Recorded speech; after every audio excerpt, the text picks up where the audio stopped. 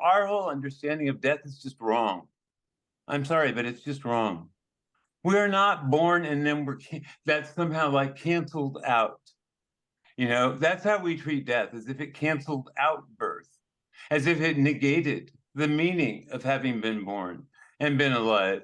And, it doesn't mean that at all. But Jesus says what seems to me like this is self-evident. Once you think about it, of course it's true. He says the dead do not live. Okay. He says the living do not die. Oh, that's true too. So, I mean, if those things are true, why would we be so focused, fixated on something that's counterintuitive, that life on Earth would take the enormous risks it had to take for there to be human beings at all, let alone one human being in particular who is completely unique? My guest today is Paul, and Paul joins us today to tell us about the many near-death and spiritually transformative experiences he's had throughout his life and how they've changed the trajectory of his life's path. Welcome, Paul, and thank you so much for being my guest. Oh, thank you. It's just a delight. You've had many near-death experiences in your life. Can you tell us a little bit more about how those happened and what happened during your near-death experiences? Yeah, I have had sort of more than the average bear. Uh, I have some genetic vulnerabilities. They're not terrible birth defects, but they make me, for example, vulnerable to stroke if I'm active in temperatures other people don't struggle with. So as a little kid, I was always in danger of having a stroke as a little kid. I've always had a proximity to danger to the body that is a little different. But the two experiences that are the most, to me, the most illuminating. Um, the Loma Prieta earthquake was shattering, I think, for almost everyone who experienced it. I had just passed my oral exams, but I mean, I had delivered this almost impossible vision, from like 24 ridiculous books, and I was just sort of a bewildered mess, not sure who I was. And all of a sudden, my house fell down on me. I mean, literally, it was a 2-story house, and the whole thing just fell down. And I'm looking at the driveway. It was at the end, behind the main house. And I'm looking at the driveway. There's this huge crack racing up the driveway towards the house. All of the furniture is flying across the room, and the staircase on the side of the house is peeling off. And I thought, okay, the ground will open now, and I will just die and go to hell. It was like so compelling that was just unstoppable. And then time just stopped. It just stopped. It was the weirdest thing. I had suddenly, I mean, I've had time dilation. This was just uncanny, though. I mean, because I was standing there watching the crack slow down, and then I had all this time to ask this one searching question. Why is it so unacceptable to me? Any thought of dying now, it was almost like the earthquake was me saying, I can't die now. I don't know how to explain it, but since that earthquake, I have a feeling about my relationship to the land that is very different. I mean, that earthquake spoke to me. It really spoke to me. And the aftermath really spoke to me. And I think, given the times we live in, see, for me, I also, my most powerful non-death involved spiritual experience was walking into a forest for the first time, a redwood forest, the last old growth redwood forest in California, and having it talk to me, just welcome me in a way that was unmistakable. Like I had never been so glad to be anywhere because I knew I was welcome. That experience came with a tick bite that gave me a neurological Lyme disease that went undetected for 24 years. And one of the effects was a loss of resilience after major stress events. So the earthquake was simultaneously for me the beginning of a sort of collapse of my health. It took another decade, but simultaneously, like this decline in my health, but this coming to life of my spirit. I just don't know how to explain it because it seemed almost like a purely destructive experience. And yet I felt so liberated by it. What do you remember happening during your near-death experience? Well, see, and I've had a few of them. I mean, I've had medical near-death experiences. I had one actually not long ago because I was in the hospital and I got COVID, and they didn't give me Paxlovid, and I lost 60 pounds in the hospital because they just didn't know how to care for a Lyme patient with my particular set of symptoms. So that was real bad. I mean, there was a friendly nurse who knows me from a long time, knows my case. It was very frightening, losing that much weight. I was skinny when I went in the hospital. But anyhow, so there was this experience. Now, this is not perhaps the transforming experience people want to hear about. But there was an experience just recently, this last it's hard. I'm starting to cry because the experience came with, in this case, a rare failure in my experience, a rare failure of goodwill on the part of a single medical professional on an overflow ward with no supervision. I mean, it's completely unrepresentative of the incredible people in our healthcare system. But anyhow, it was a very very sort of charged thing, and what I experienced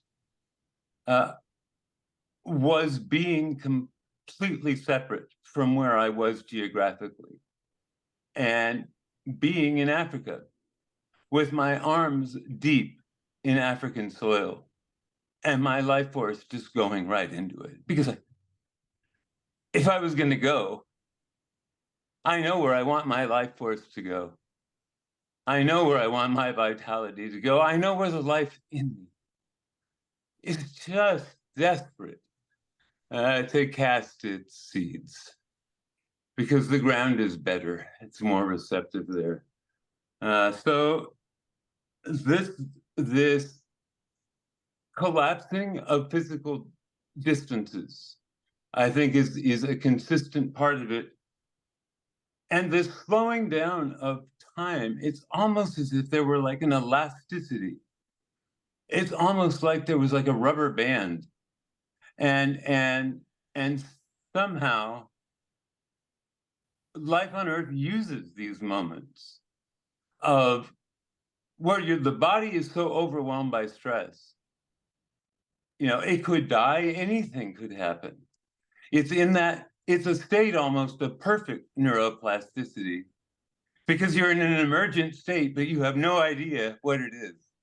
And neither does any of the nervous system have an idea. You're sort of a great big question mark, a joker in the deck, a wild card. That is sort of who I am in general, is a wild card in the deck, someone who didn't quite turn out right, white, but really not white, and an authoritative. I can sound like an authoritative male figure, and really not that. Just a little bit of a sneak, something getting into the system that wasn't meant for it. So these experiences to me are all about identifying what is dying and what's being born, and choosing what's being born. It's all about having faith in emergence. It's all about saying, okay, it's a birth. These are labor pains. These labors are labors of birth. And sending your energy to the maternity ward rather than the morgue, where I think it's unfortunately languishing a great deal of the time, in these premature autopsies of the most miraculous, awe-inspiring, uh, daily miracle. I mean, a single living organism is already such a miracle. Science has never understood it, but I feel it in these near-death experiences. Have you felt this? I feel in these experiences that the the intentionality of life. Do you know what I mean? There's like this questing awareness. Like if you look at the seal, we have a place. I go lie on the rocks with the seals. But if you look at them when they wake up from a nap, if you look at the way the seal looks around, you can see what they're doing. They're asking, well, I'm a really cool seal, but what kind of really cool seal am I in this here and now? And they're asking the whole of life that question. They're not just asking themselves, they're asking everything. And that's how all my indigenous friends are. That's why life thrives around them, because they see everything. They see the connections. I just think it's birth. Every near-death experience speaks to me of birth, of labor pains, and of danger, mortal danger. Birth is dangerous, but it's not an occasion for abandoning each other. It's not an occasion for mourning, premature mourning, as the duty of science.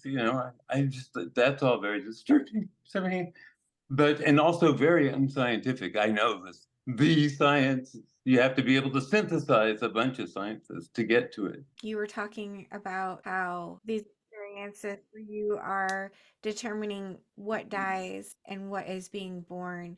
So tell me a little more about that. What do you feel is dying when we die? Ah, so one of the things that I think, if you get close to death, is that there are choices. That you're not being sort of sucked down a drain pipe.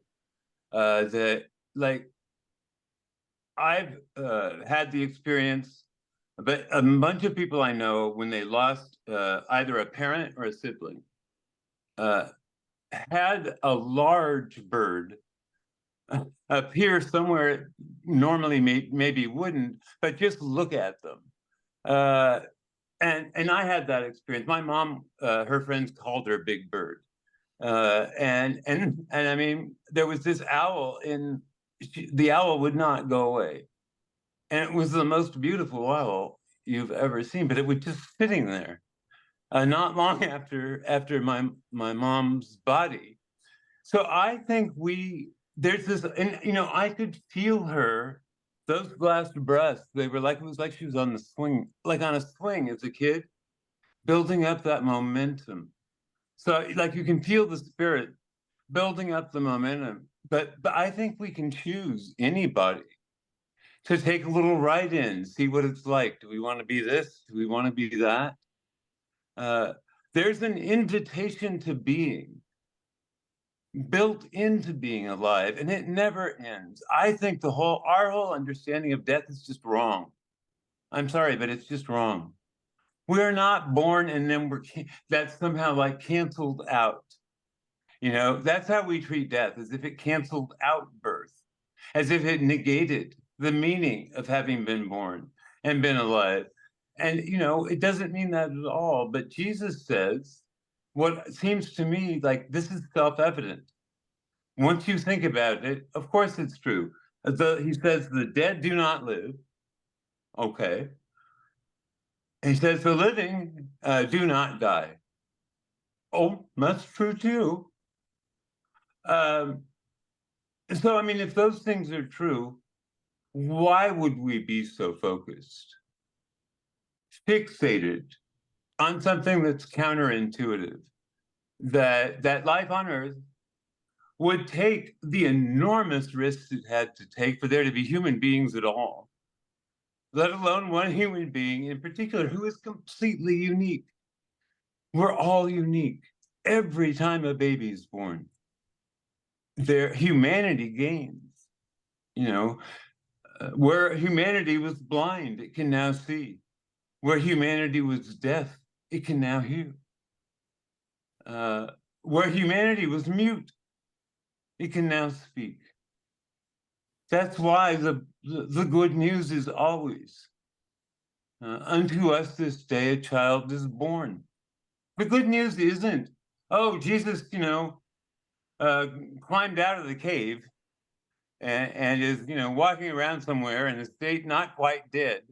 That's not the good news. The good news is unto us this day a child is born, because it's all about how the whole of creation begins again every time a child is born.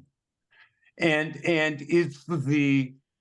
that's the defining existential experience.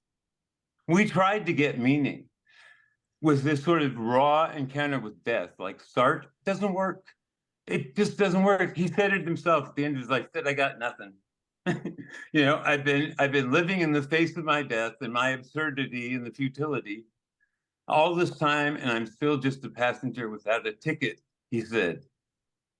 Well, I'm not a passenger. I'm self-propelled, and I have a ticket. I know exactly where I'm going, and I know I'm invited, and I know how to invite others. And it's because I'm a birth-centered person. I think that's what life is about. Life is about new beginnings, and you care for them, and you keep them safe, and you don't let anything touch them, ever, ever, meaning them harm.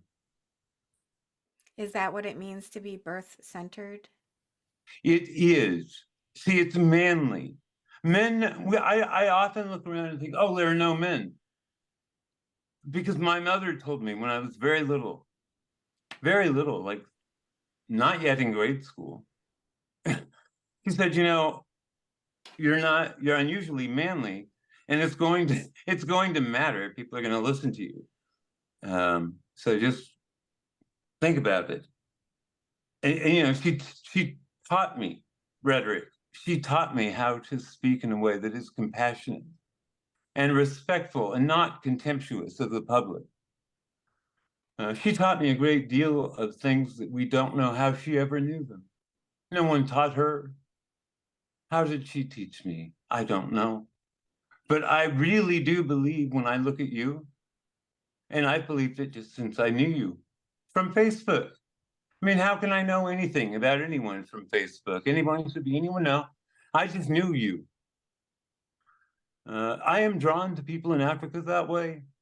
And it's incredible how consistently the right people meet at the right time. It's like once you sort of jump up and down on that diving board enough to get a little momentum. Okay, all right, I could dive. You know, it's all over. You'll never hesitate again. All the agonizing, all the, oh, what if I can't? Or what if I shouldn't? Or, what if it's too late? Blah, blah, blah. It's all over. And then you've just lived. This is what I want to say, that life, we're not born to die. We are born to begin life anew, to begin all of life anew, all of it anew. And we do that simply by being present in it. When you say all life, do you mean all life on this entire planet? I do. I mean, all life on Earth, because life on Earth, science says it, not me. Science says life on Earth is much more cause than effect, mover than moved, that it is self-organizing. That's it by definition, that it's not an effect like a whole because of something being hit by an object. But it's not an effect, it's self-organizing, and that's why we're called organisms. And all of the organisms have that quality of being the whole being so much more than the sum of the parts that it's simply miraculous. It's the coming together in life of what would otherwise never have come together. The coming together in life of what would otherwise never have resembled anything like life. When you know what life is, you don't mourn it prematurely. You don't grieve it like it's already dead. When you know what life is, you're in awe of it. I always liked that. What do they say? Atheism for atheism. There are people who just say, no, I'm just in awe of life on Earth. Well, if you aren't, there's something wrong, right? That's a cognitive problem. I think I'm very dirt common. Nothing about me is interesting. In a way that makes me different from anybody else. It's just that the dirt is very fertile. And we keep talking as if we're exhausted. It's not. It's not. Our humanity is so untapped, so full of possibilities we haven't even begun to understand. But we keep looking in the wrong place, Tia. I don't understand it. Do you understand why we do it? We keep looking in the wrong place. Where should we be looking? We keep looking as if what we wanted was a way out, right? That being alive is a problem, and we want a way out. And if we've got the shrink wrapping and our love of metallic surfaces mean I'm safe, like in a hospital, right? Oh no, I'm safe. There's a metal slab and it's been sprayed with Lysol and nothing could possibly be alive on it. And that means I'm safe. We're biophobic. We have biophobia, like really extreme biophobia, but it's not natural to us. It's natural to cults of domination because they make other people have all of the contact with life. They subjugate women and make women be in charge of reproduction. They have nothing to do with it. They conquer other peoples. They defeat them in battle and they make slaves like the Greeks did, the people we model ourselves on. That was those proud free citizens of Athens said openly, oh no, that's because we're tyrants in the home. And it's actually their word for home that economics and economy come from, is the Greek household where he's a tyrant with a slave, slaves multiple, all with a sword at the throat. That's somebody who's terrified of life because he knows that he's violated every sacred principle of it. That's somebody who's a fugitive from life, I think, is what we're looking at, and we need to see it. Because most of us are not afraid of life. Most of us still yearn for life, and intuit and really know that it is an ever-expanding harmony of being, that it is innately attractive, that we are part of it in a way that is much bigger. I always say life is both particle and wave. And when you experience near-death experiences, you feel the wave and you feel the power in it.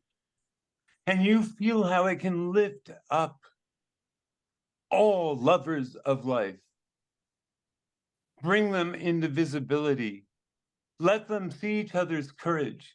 If we can see each other's courage, Tia, I know your courage. See, I'm not fooled by appearances.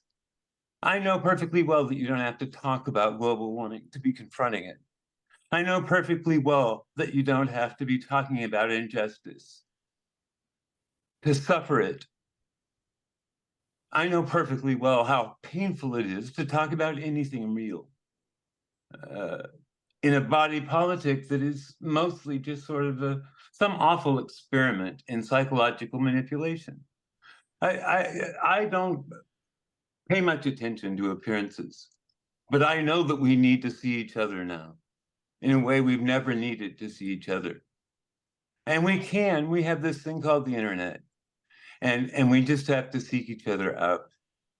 Because I'm telling you, life is being reborn. Life on Earth is being reborn, but it's being reborn on the African continent. And if we don't attend to it, if we're not midwives for this birth, that would be a terrible, terrible failure of judgment, good taste, and your appetite for fun would have to have left like Elvis, just left the building, because it's going to be more fun than anything has ever been fun. There's a whole continent, 1.4 billion people, none of whom have lost their enthusiasm for being alive, none of whom have lost their gratitude for being alive, none of whom doubt that life on Earth can rise to the occasion with us if we will rise with it. You said that there is a rebirth of the A earth rebirth, and a it's new creation. centered in Africa. Do you feel like um, the energy of the entire planet is changing? The frequency, the vibration? Absolutely. I feel it. But I mean, I've always, it's not even feeling, if I'm expressing it honestly, what I would tell you is that that I listen really, really well. Uh, See, now I can't say things like that. Uh, I had somebody I thought was helping me with my Africa work. I thought she was publicizing it. And anyhow, we had a little problem. And a lot of the work that was like had the most potential to be immediately life-saving was sacrificed because somebody felt their ego threat was challenged. Because they were doing spiritual work and doing it, on some premise that it was related to the climate crisis. I didn't exactly question it, but my climate crisis isn't in the future. My climate crisis is 5 decades of documented climate famine on the African continent.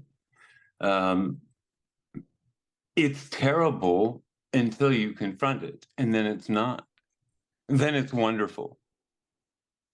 Then it's confirmation of what we all hope so much will be true.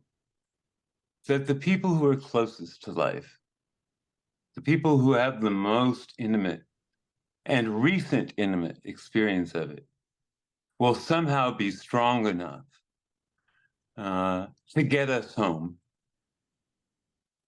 Strong enough to sort of overcome, I think, the automatism of our society is we feel very powerless in a way that to the rest of the world looks a little silly, but we won't have to.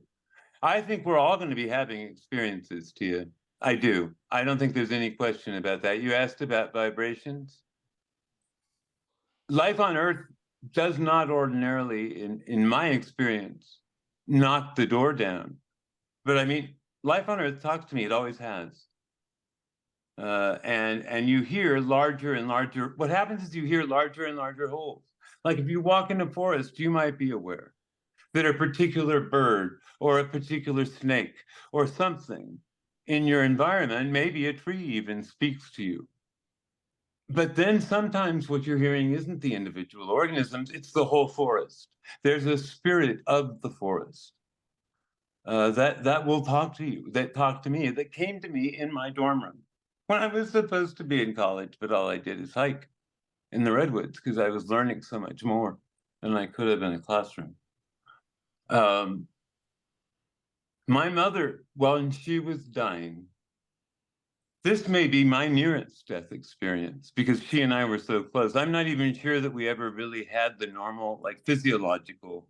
I'm not, maybe there's a switch that never turned because I just never felt different than her. I mean, I never felt a gap of separation.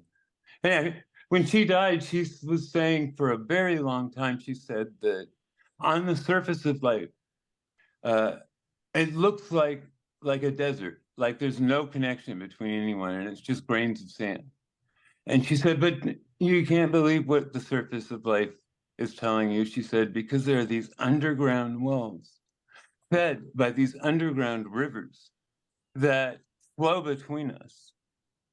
And she said, they're calling to us, and they want back in life these underground rivers of connection and belonging, and the defining quality of life on earth that allows it to be both particle and wave is that it flows. We all know it. We all know it. That sometimes our life flows and sometimes it doesn't. Sometimes the life force in us, our desire for life, our love of life, flows right into the activity we're doing. And it's wonderful because we're all here at once. That's bliss. Bliss is not anything, I don't think, but that. Having all of you present at the same time without objection, saying, I'm glad to be alive. Well, I do that every day. That's how I wake up. No matter how much pain I'm in, no matter what, this doesn't matter. And that's universally available. I guarantee you, I don't deserve it. I mean, I'm not a moral person. I'm not a nice person even. But I love being alive. And I love people who love being alive like you. I can just see it. You know, you radiate it, Tia. It's in your post. I don't know how, but I see it. You talk about near-death experiences. What I see in you is life. Near-death experiences gave me life. I Near-death can see it. experiences, they helped me to survive. Um, and I do love life. I love experiencing this beautiful planet that we live on with these beautiful people that I have in my family and all the beautiful people that I'm getting to know. And Yeah. I do love life. And I want to ask you a question about going home. You said, you talked about taking us home. Yeah. Who is going to take us home and what is home? Uh, so I think the whole point, you know, I talk about something called the Green Gospels. I registered it as a website, you know, all the possible permutations, but all it is what Jesus actually seems to be saying over and over. And it's like the whole point of the incarnation, the whole point of it being an unwed mother, because life on earth is a virgin mother. Science can't explain how inorganic matter becomes organic life. That's actually how it defines life, is that it can't explain it. Because it's not cause and effect. We're in a cause and effect universe, but it doesn't work to talk about life. And science should let itself have fun. Darn it. I love our scientists, but they need to have fun.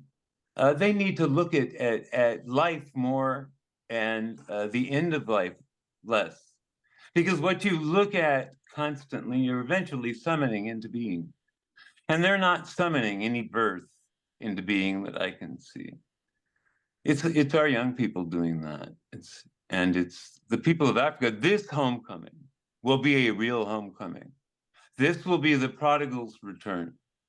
This will be the parable of the feast. You know, that parable, I love that parable so much because Jesus really couldn't handle money. He just hated money because of what it did to people. He saw it so clearly, the disease that money becomes almost inevitably. But anyhow, what this homecoming is the prodigal's return. Because I think I look in my town, I live in Santa Cruz, California. It's one of the most beautiful places on earth. So life on earth is at its most welcoming. Temperatures are comfortable. We have the fog, so even when we don't get rain, you know, it's not dried out. Although that's all changing. We have forest fires now that they don't even try to contain. We had to evacuate 47,000 people. We're a small county, not too long ago. But anyhow, this rebirth that is going to take me to Africa, uh, It's all about realizing that all that we are, everything that Western civilization says isn't at home here, is at home here. Um, like, for example, our capacity for freedom, which all of Western culture says that the only way you can have freedom is by making someone else do all the work. And it's like a consensus. That's Greek antiquity, and nobody's better than those Greeks. But they were terrible, and they thought they were terrible. The death of Socrates is sort of the last word on that. And then the death of Socrates, rather. Uh, there's Sophocles saying, "Oh, this is his summary of Greek civilization." He says, "Best of all, never to have been born. Next best to die as soon as possible." Now, if you want to base a civilization on an experiment that produces that sentiment, in the people who were the victors, who were the experimenters, on democracy via subjugation or freedom through slavery. Life on Earth has made it very clear through indigenous peoples. I mean, there's a very clear record. Ben Franklin talked about it obsessively. It so delighted him that the Iroquois had this highly developed rhetoric. You know why? They had this highly developed rhetoric because they had no armies, they had no police. The only way you could get anything done was persuasion.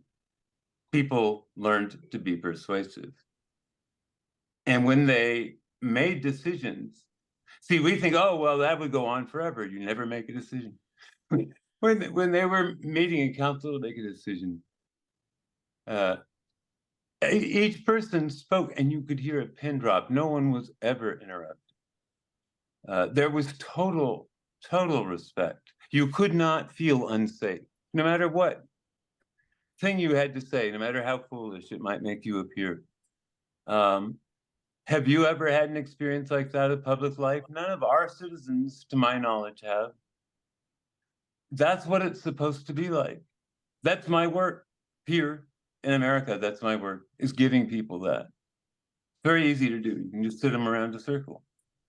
But it shows you instantly, just that exercise. Oh, well, if I can see through Tia's perspective, see, even if I'm stuck in the global north, if I can see through your perspective and my friend Amy's perspective, I'm going to talk just about people who are definitely global northers, people who are not without means, who I love to death, by the way. I'm not a bigot about that.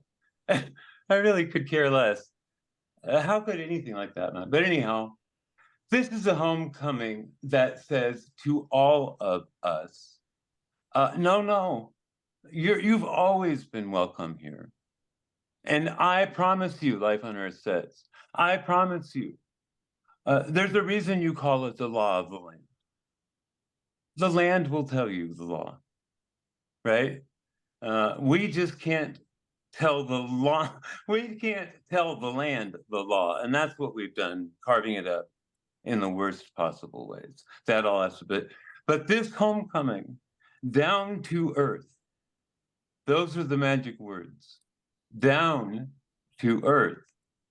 What do you get in return for coming down to earth? You get the kingdom of heaven. It doesn't exist anywhere else. The people who do what I do, the people I talk to in Africa, and we're the losses they're suffering, I'm not going to mention them. It would not be right to talk about them. But it's right to say that they're huge, that we can't fathom them. And yet, they are responding with all this love of life. Their love of life is waxing.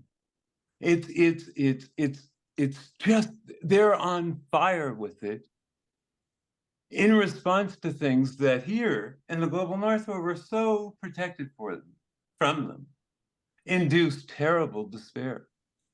And it's like Life on Earth telling us all, I know it's painful, and I'm very sorry that it's so painful, this reorientation.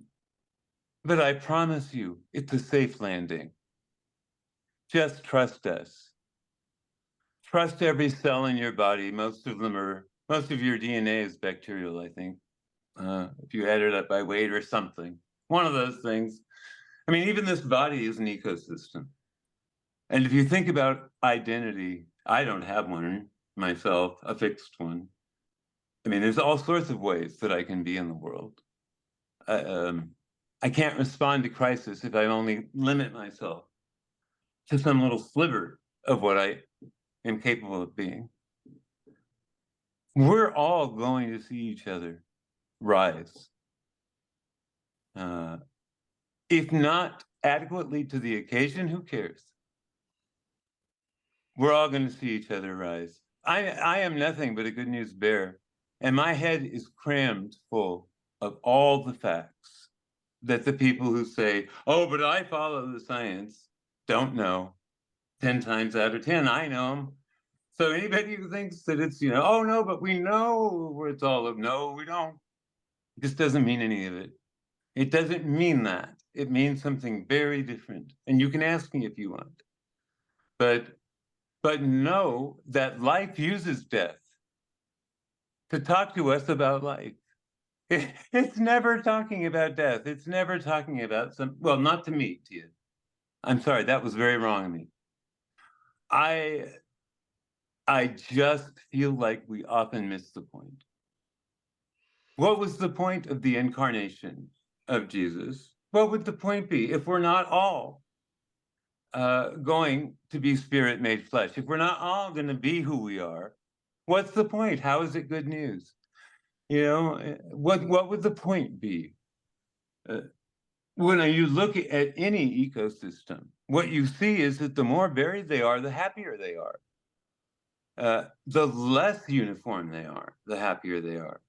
The less obvious it is how they fit together, the happier they are. The more jungle-like they are. My mom hated it. My dad made jungles because he grew up in the islands.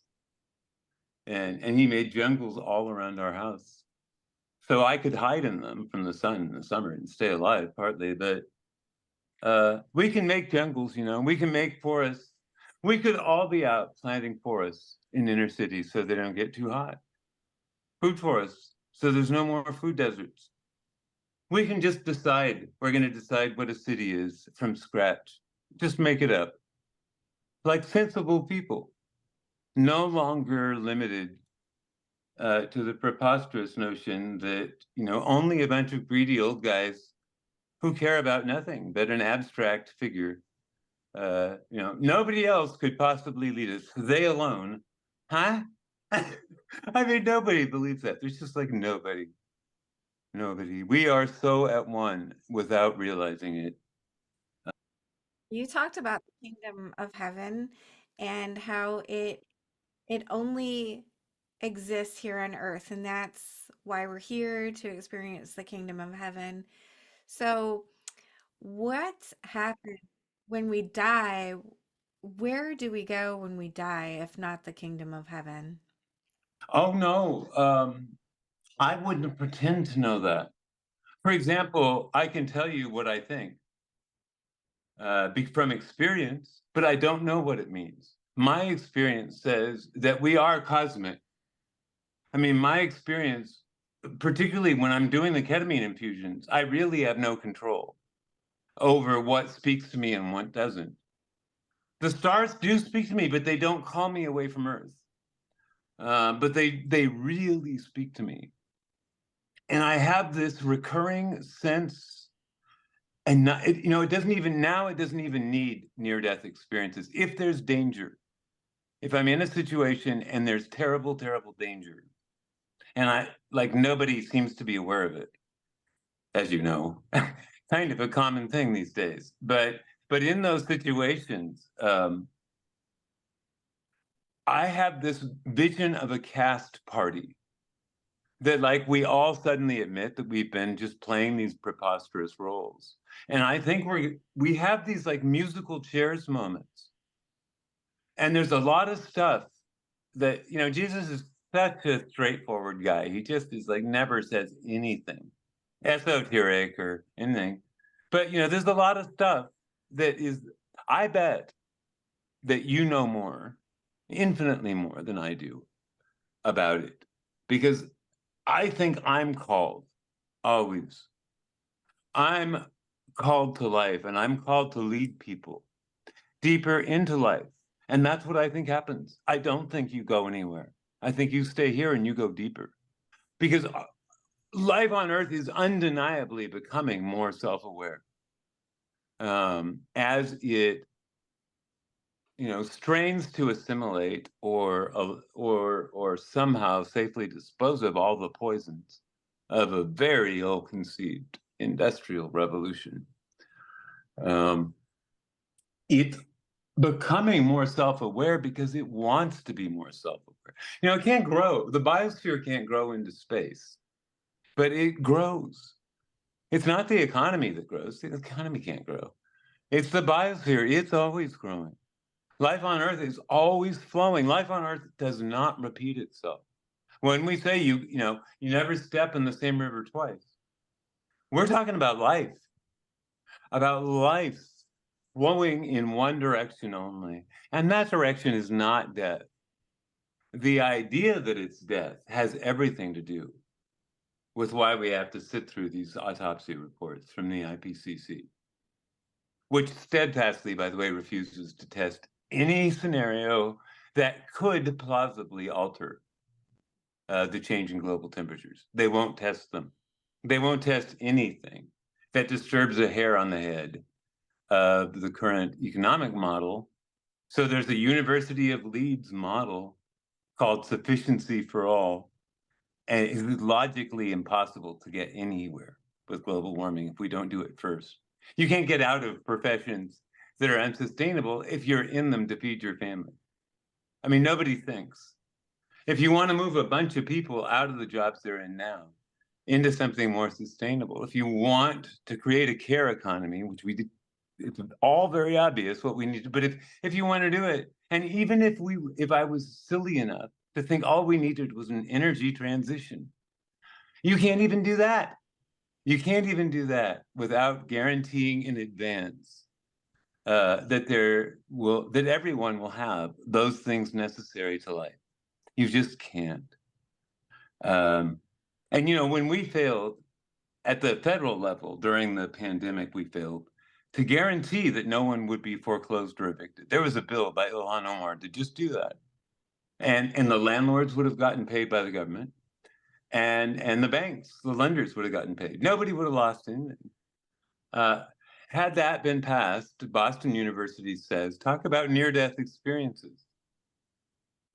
Boston University says over 700,000 people who died of COVID should be alive today and would be if we had banned eviction as effectively at the federal level as states did that had strong eviction bans. That's awfully problematic. To me, what it suggests is that we are pulling farther and farther away from life in response to pain, in response to the pain of injustice, the pain of moving backwards, of seeing the New Deal reversed, of seeing workers lose the sense of dignity that they took so long to win. There's so many reasons now for people to feel pressed down. On that note of retraction, you mentioned earlier how out of error and in despair, a lot of folks attempt to escape reality, escape this planet, Oh, almost everyone. yeah, I don't know if you mean by drugs, alcohol, those, any kind of attempt to escape their current reality. What would you suggest to people to get over this mindset that they need to escape what is happening around them or their life just in general? So two things. First, unconditional self-forgiveness. You're not going to be any use to anyone. It has to be unconditional. And you have to do it because it's rational. Reason demands it. The problem that we have is that we haven't seen any convincing demonstration of the power of the people in a long time. That's not safe because if you don't see it, it sort of disappears and you don't believe anymore in it. And so we sort of don't believe we are a people anymore. It's almost like the cells of the body politic have forgotten that they're cells in a body, right? That there's a life that's the life we share in common. And that, being alive is much more fulfilling because we participate in that too. We don't just participate in the life of each, we participate in the life of all. Just like the forest, right? Everything in the forest participates in the life of all. And it's absolutely true. I don't care what anyone thinks about my sanity, but I can listen, just like my father could, to photosynthetic beings. I can hear them. I can feel happiness or distress. Science can measure it, so I don't know why it would be unreasonable that I can feel it. Um, we consistently use the most perverse interpretations and the perverse weightings of these things that are wonderful news, that are joyous news. All that we see is botched stewardship. That's what we see. But it's not that. The thing that we must do, and I started out talking about when I didn't even want to use the word climate, but then when I decided to, the first thing I talked about nothing for a year, except you cannot talk about this alone. And you can't talk about it only with people who have your politics. And you absolutely can't tell yourself that it's rational, that you could have a meaningful opinion about it, if you're not having conversations with people all over the world. Because this is global warming, and the planet doesn't warm at a uniform rate. So we don't learn what's coming down the pipeline for everybody, right? It doesn't happen to everybody all at once, and it's a test of our capacity. It's a test of the reach of our empathy. The human brain is so big. Neuroscientists say because of empathy. They say that it's just like birds. The birds that have the largest, most complex social networks have bigger brains. Humans can form complex social networks like that, right, out of nothing. I think that's what Jesus meant when he says, "Do you think I can't just make uh, tribes of Israel or sons of Israel out of those rocks?" That it's easy for us to create order. We forget it because we want to feel safe in an order that won't change. And we pretend that it exists independently of us. But then when it's an order that we all hate, that's preying on people and draining them of vitality. That, by the way, is the official capitalism loving diagnosis by an economist everyone should read named William Lazanick. Everyone, because it will make you feel better. You'll wake up in the morning feeling better about life. When something's bad and you can't help but see it, you really want someone who can talk about it in a way that makes you feel better. He makes you feel better. And you don't have to hide from reality. He just helps you see it in a way that you don't feel bad. You help the people who should feel bad feel bad. But that's just like redirecting the heat where it needs to be felt. That's what the young people are so good at. Make them feel the heat. They know. Change the political climate. But I mean, there's no hesitation in them. They're learning to be African like me, like you. I think you were probably already African in the first place. I mean, we all are, after all. It's just a matter of cracking a book open now and then. We all are. It's where all our histories converge, right? What does it mean to you to be African?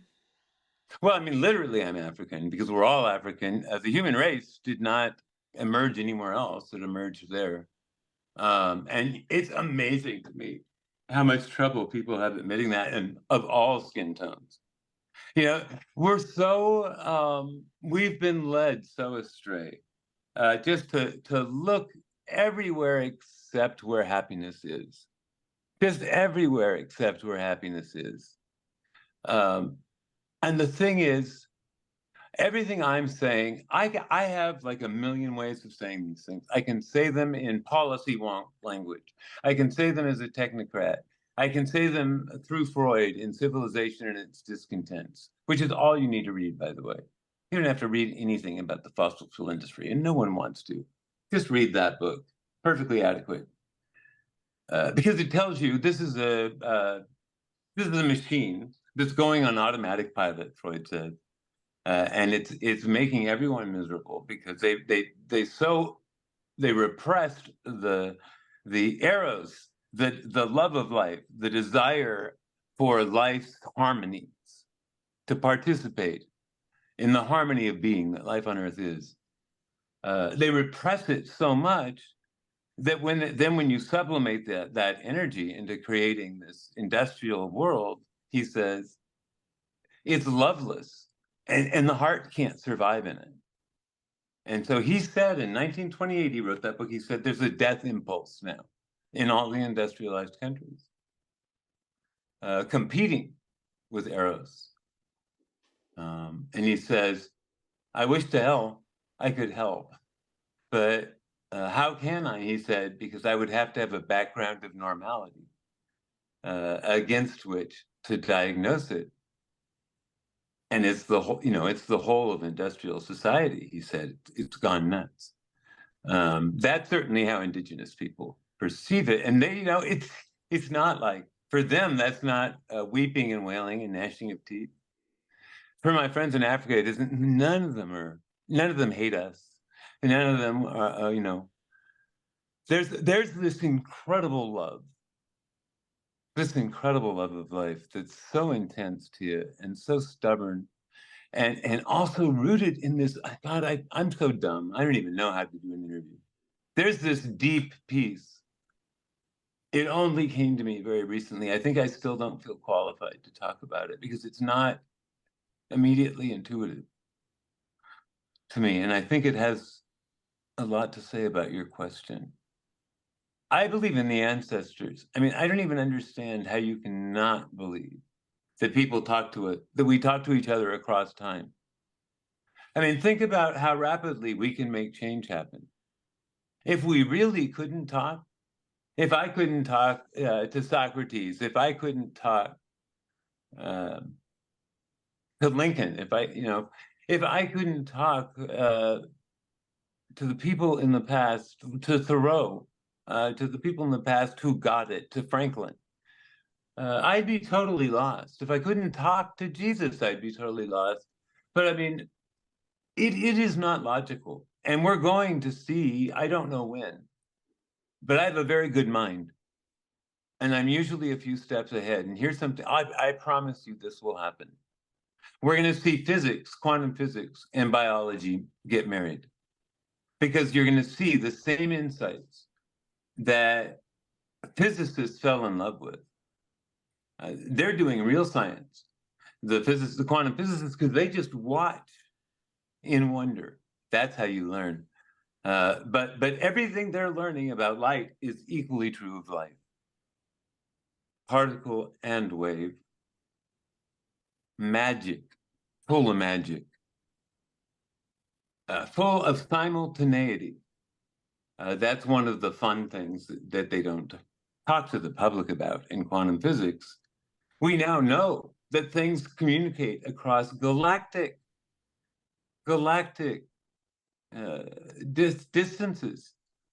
Think of that. Think of particles in active communication across distances so vast that it's like our radio telescopes are almost going to the Big Bang. It's all good news. I trust that. I trust it absolutely. And I wouldn't lie. I have a sense of responsibility that I hope will shrink with time. Right now, it's not my choice.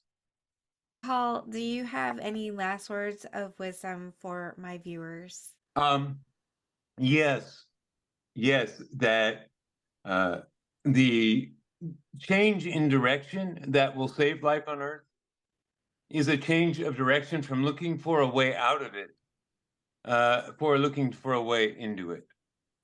And the minute we ask for a way in, the minute we ask to be readmitted into the family of Earthlings, things will be fine. You ask first, and then it starts to get better. But we need to ask. It's just a matter of overcoming shyness, overcoming guilt, overcoming the reluctance to be the first one to admit that you're in a disaster that's being denied officially. Because, I mean, everyone knows capitalism's a disaster. There are people in disaster management in every government in the industrialized world. I know them, uh, who will tell you that they can't stand their jobs anymore because they all know the real disaster is capitalism. It's not ideological. There's nothing about it. It's just practical.